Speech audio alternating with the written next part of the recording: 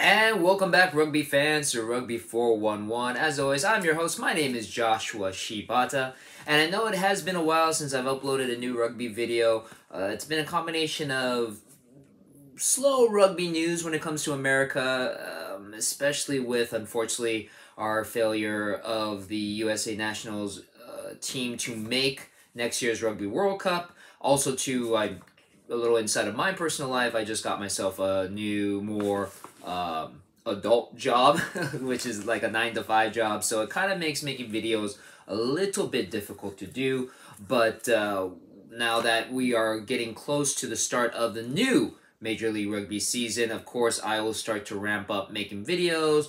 I know a lot of my fans have been asking, when are we going to talk about Major League Rugby with the new announcement of their newest franchise, and some rumors about another franchise coming in year 2024. Of course, that's what this video is about. I just needed the time to do it. Also, too, with some news with our national USA Rugby's team, I thought it'd be great to just put those ideas together and make this video and get that out of the way. But going back once again, once the new year comes around and once we start heading into the new Major League Rugby season, which begins in February, I will of course start churning out the videos like I did last year, previewing the upcoming season. Maybe I'll do a video of the new kits that are coming out. A couple teams have kind of released some of their kits, including Utah. I believe Seattle did as well. Maybe we'll critique, get our fashionistas on and critique the new kits, because I love kits. I love rugby kits. I have quite a collection now built up of course, my favorite teams, USA Eagles, Japan's Brave Blossoms, some of the Japanese teams, of course, the former reigning and defending MLR champions, the LA Guillotinis, though I know New York are now the reigning champions. But, you know, that being said, I love kits. So maybe if there's enough interest, we'll do a video. Of course, we will be taking part in the Super Brew Pick'em competition like we did last year, which was a lot of fun. I'm really hoping we can have a lot more people play, maybe double the number of players that we had last year, which would be a lot of fun. I'll do videos about that. And of course, it's absolutely free. And of course, the winner will get a MLR team t-shirt of their favorite Major League Rugby team, courtesy of myself. And of course, I'll be part of the competition. I was very close to winning last year, but just fell short. So we'll see how things go. But I do promise we'll have a lot more videos coming in the near future. So, but with that being said, let's talk about the topics of today. We have a new Major League Rugby team, possible second team, and then a new Eagles head coach, question mark, exclamation point, by Rugby 411. Of course, we might as well get with the bigger news, because I know, especially with my last couple of videos about possible expansion teams, this is something that a lot of people are really interested in with Major League Rugby. So finally, all the rumors, all the news, it has finally been announced. I'm going to pop them up here. Boom. The newest Major League Rugby franchise, the Chicago Hounds, have now joined Major League Rugby. It is official. That's the name. The logo looks really cool. I love the colors scheme, green and sky blue. And they've officially made themselves announced. They had a media conference with head coach Sam Harris, who's formerly the head coach of the Austin Gilgronis, the new GM, James English, who was the former GM of Rugby New York, who are, like I mentioned before, now the new Major League Rugby Cup champions. They've also officially announced the Chicago Hounds, their first official signing, Bryce Campbell, center, former captain of the Austin Gilgronis, so really no surprise that he is part of the Chicago Hounds, following his head coach and friend Sam Harris from Austin over to Chicago. Rumor is that Bryce Campbell was the #1 overall pick in the dispersal draft to form the new Chicago Hounds team. No other players have officially been signed just yet, though if you do follow the Chicago Hounds on their Instagram account as well as their Twitter account, they have made a few announcements here and there, but again, nothing official except for the Bryce Campbell signing. If you follow Major League Rugby's Twitter account or their website, They have made news of transactions that have been going on in the offseason. Lots of teams have been moving players around. Players have either been coming in from around the world to play Major League Rugby. Some Major League Rugby's are leaving Major League Rugby to play internationally. But some names that have popped out with Chicago, they have the negotiation. Now, all these are not officially signed. They are negotiation rights, meaning that these players used to be part of a team.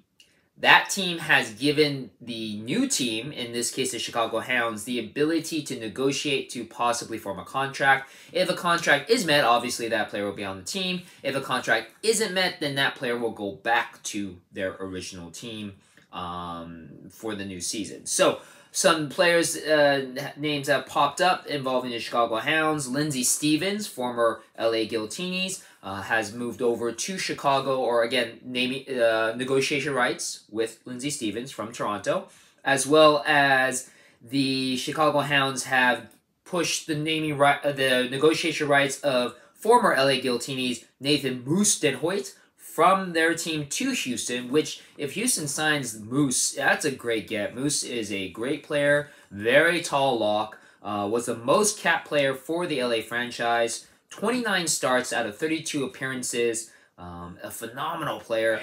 He will always be known for me as doing this amazing try-saving block of, I forgot what team they were playing against, but the guy thought for sure he was going to get the ball down.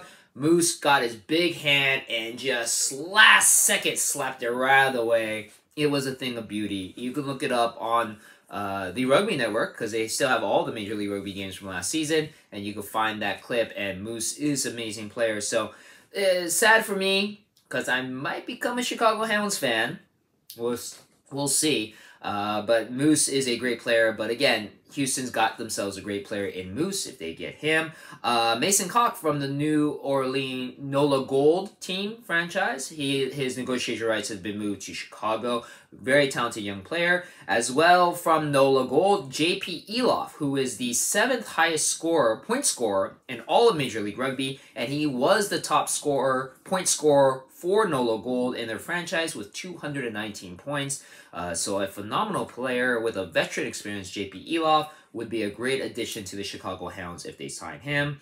Also, too, Sean Jacobian, another young, talented player from the New England Free Jacks, negotiation rights going to Chicago. So again, these players, not necessarily new Chicago Hounds players, they haven't been signed, but the possibility of negotiating with them for their contracts is there. So, also, let's go a little bit over Sam Harris. Sam Harris is, boom, the new head coach, or the very first head coach of the Chicago Hounds, formerly of the Austin Gilgronis. New Zealander born, played for the Waratahs and Western Force, as well as a stint in Japan before retiring in 2010. Spent a couple years coaching in Japan for the Hyundai Heat, who he did play for, and the Rico Black Rams, before being given the offer to come over to America to coach the Austin Gilgronis in the 2021 season.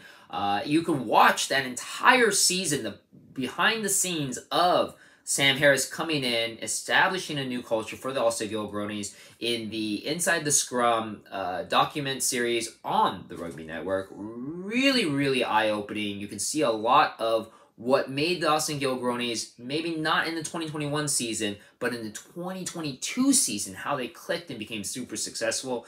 In that 2021 season, it was still pretty successful for a new head coach. Sam Harris led the Austin Gilgronis to a 9-7 record, just slightly missing the playoffs, finishing 3rd in the Western Conference. And then, in last year, finishing on top of the Western Conference, 12 wins, 4 losses. Unfortunately, as we all know, the fiasco that was the Major League Rugby in 2021 with both the Austin Gilgronis and the LA Guillotines, the first and second place teams in the Western Conference, being disqualified and not able to participate in the playoffs, thus ending Sam Harris's coaching career in Austin, with that franchise closing shop soon after. But now, finding a new home in Chicago, I feel with Sam Harris's coaching culture, again, deeply established with Austin. They had a really, really great season. Already looks like he's picking up some of his key players from Austin as well. Again,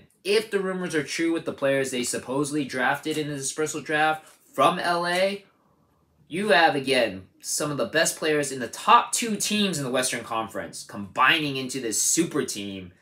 Like I said, just because of my fandom and my fan base, I will probably be a Chicago Hounds fan simply because most of those players were ones I was fans of back in the LA Giltini days.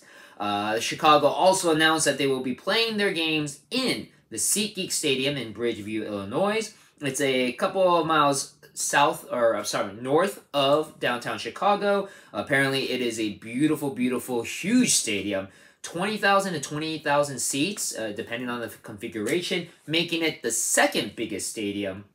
Only second to the new Snapdragon Stadium that San Diego has broken ground on for their new season. So really big, nice stadium for a new franchise. Chicago is no stranger to rugby. They have a very rich club history of rugby in the Chicago area. So they should find some success at this SeatGeek Stadium. SeatGeek Stadium is originally a soccer stadium, home to the Chicago Red Stars, the Chicago Fire FC2, and as well as Chicago State's Cougars men and women's college soccer teams. So big news with Chicago being announced as a news franchise. They will take a spot in the Western Conference, where now there are 6 teams in the West, 6 teams in the East. With that being said, there is now rumor, because everybody loves rumors, and you know, with my YouTube channel, I don't want to really go into rumors, but again, everybody seems to love news about possible franchises and expansion for Major League Rugby. But there has been news, maybe a little bit under the radar, that there is a second team coming to MLR. Maybe not this season, because obviously this season has been established, but in 2024. Commissioner George Killebrew, during the Chicago Hounds press conference, kind of let it slip that they are ready to bring in a new team in 2024. Now, through the internet, because you can find anything through the internet, this has been revealed.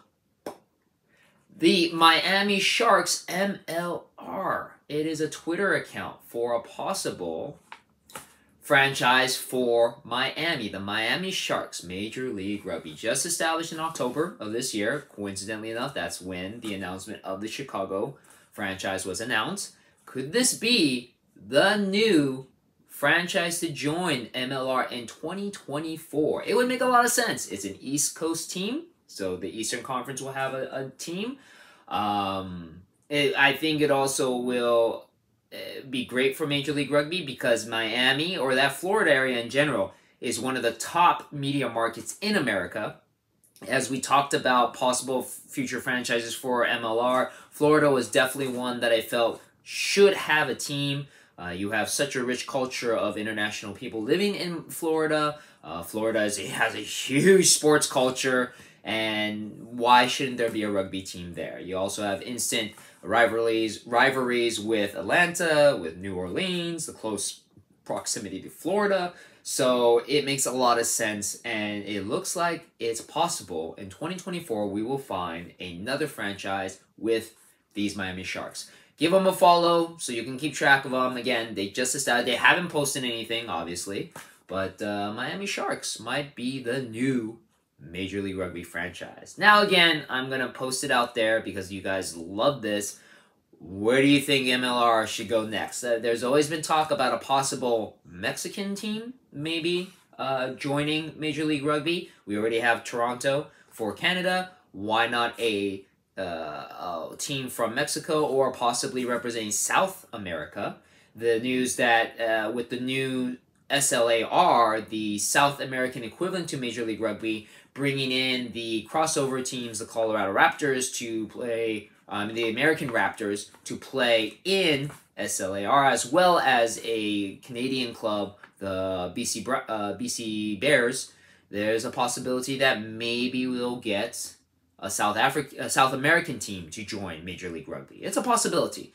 But where do you feel another franchise should pop up with Major League Rugby? To be honest, for myself, they've really hit a lot of great spots now. Maybe something in Philadelphia. Philly is also a huge media market, big fan base. wouldn't be surprised if maybe Philly would be a future destination for Major League Rugby. Obviously, of course, as an LA fan, would love to see LA get another franchise. Hopefully, as we get closer to our Rugby World Cup that we're going to host in 2031, that possibly we could see LA get the franchise right around that point to kind of boost the interest in the Rugby World Cup. So, put those in the comments below. But we're not done yet with this video. Now, we have news.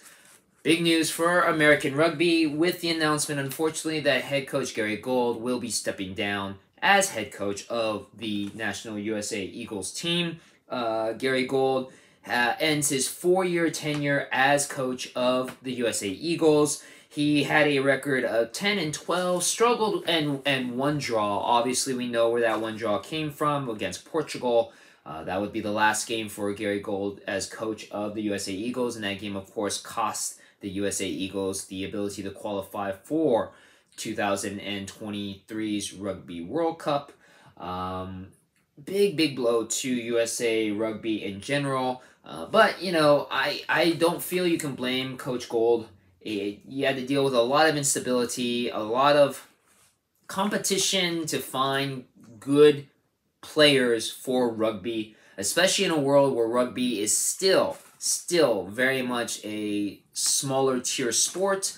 It is getting bigger. We're having kids play more and more. There is more interest in it because of Major League Rugby, because of Rugby 7s, PR7s, but still to get those players, to get the commitment, to get the funding, to get a consistent training schedule as well is hard.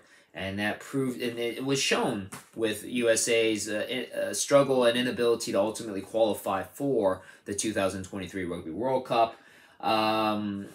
Also, too, during that time, Gary Gold struggled with the USA Eagles. They were swept during the 2019 Rugby World Cup. Though one bright point for Coach Gold's tenure as Eagles head coach was the winning of the America's Rugby Championship, which is the North American, South American version of the Six Nations competition. No longer around. I'm hoping with COVID kinda easing off a little bit, we can maybe get that competition back, because I feel that that would be something America's Six Nation would be huge to increase the competition level and at least the consistency of a regular training schedule regimen for the national teams of the Americas countries. America would really benefit from that. The America's Rugby Championship, Coach Gold led the USA Eagles to win that in 2018. But again, since then, and again, COVID too didn't help.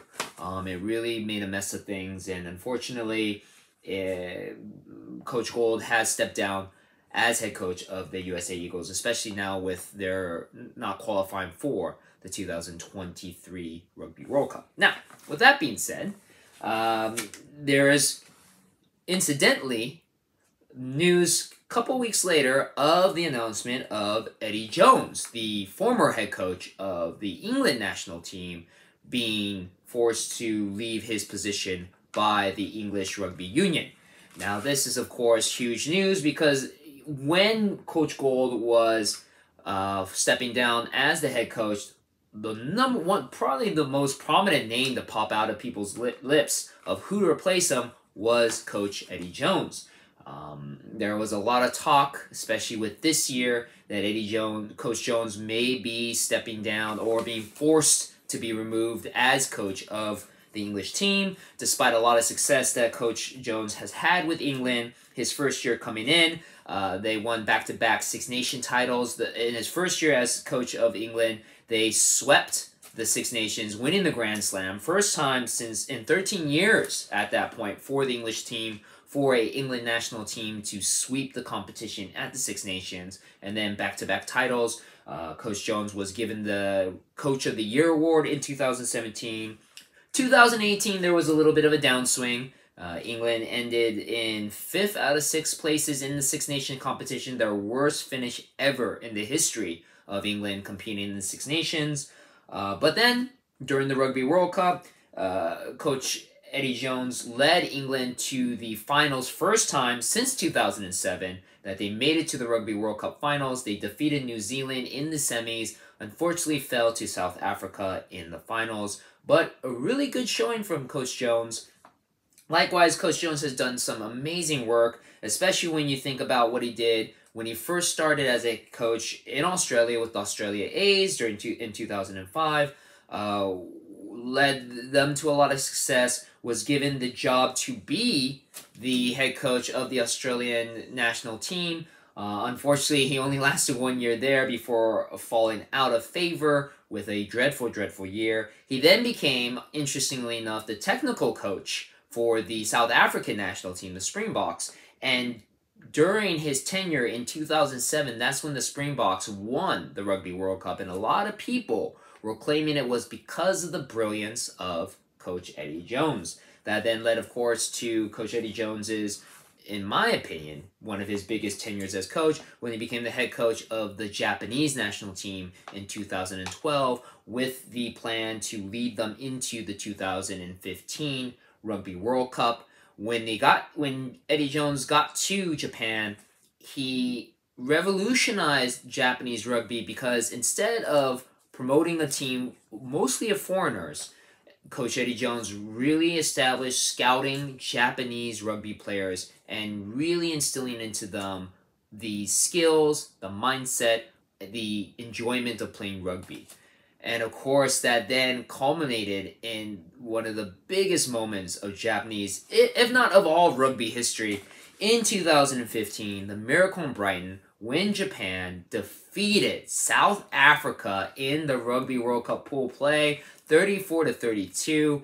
It was a phenomenal moment. To be honest, that and the 2019 Rugby World Cup were moments that really reignited the love of rugby in Japan, and it hasn't stopped since. And that's all because of Coach Jones. Unfortunately for Japan, with that win, they won every game in their pool, but they were the first team, and I still think the only team in Rugby World Cup history to win all their pool games but not make the knockout rounds, simply because of point differential. Yeah, after that tenure with Japan, then Coach Jones got the job with England. Again, lots of success with England. Unfortunately, this last year, not a lot of success. 5 wins out of 12 test matches. One of the worst years of English rugby history, as well as a very poor performance during the Six Nations, going 2 wins, 3 losses, finishing right in the middle of the table. So because of the poor performance of this year, basically the English Rugby Union decided to sack Coach Eddie Jones. And so he is no longer the coach of England. But again, now that further fuels the fire of rumor that there's a possibility that Coach Eddie Jones will now be the head coach of America, which, again, would be huge. Coach Jones's pedigree is something that America has not had at all in their entire existence as a rugby national team. Not only the pedigree of Coach Eddie Jones, but also the ability to take something, to come into a country with low expectations, low rugby prowess and technical IQ, and really ramp it up. I mean, again, look what he did with Japan. Look what he did for South Africa as a technical advisor. Look what he did for England. It's been proven that Coach Jones can go into other countries and almost immediately turn those countries around. America would be ripe for the picking for Coach Jones. And especially, too, since things are starting to finally pick up, we are starting to establish rugby roots with the kids, with high school players, really pushing to get college players ready to play pro, because now they have a pro platform to play on with Major League Rugby. It would take Coach Jones, not a lot of effort, but it would definitely help boost rugby and, again, prepare everybody for the 2027 Rugby World Cup, which will be happening in Australia, if I remember correctly. Yes, Australia. And then, of course, setting up for the 2031 Rugby World Cup, which is happening here. So I feel that Eddie Jones' pick, if it does happen, would be a huge, huge, huge, huge game changer for American rugby. And we're just hoping it happens. And nothing has been signed yet, but with now everything that's going on, it almost feels like it's almost academic that it will. So we'll see. And again, make your comments known. Do you feel that Coach Jones would be a great choice for USA Rugby? Do you think anything will save USA Rugby? Obviously something will. But I feel that Coach Eddie Jones would be huge for USA Rugby. So, with that being said, that's it for the video. I hope you enjoyed it. Leave your comments down below. Once again, be on the lookout. Once we turn the year over, we start heading into the new year, new season of Major League Rugby, which starts in February. You'll be seeing a lot more video content from myself. We do have a Rugby Sevens tournament coming up in LA in around the same time, February, so there'll be a video obviously of that because I already got my tickets. I'm going. I love sevens, as you know, so I'll be doing that. We'll see what we'll do with what kind of kit I'll be wearing. Maybe Chicago might have kits available at that point during our Major League Rugby videos, and I might be sporting that. Oh, also too, maybe doing watch-alongs, because during the Rugby World Cup qualifiers, the watch-alongs were a pretty big success. Might be doing that. Maybe pick a game a week, depending on how much time I have. Maybe do a Chicago game, obviously, to root some of my favorite players. But I think that would be a lot of fun. Had a lot of fun doing it, talking to a lot of fans, so maybe be on the lookout for that as well. So, again, thank you very much for watching the video. Hope you enjoyed it, and I'll see you on the pitch.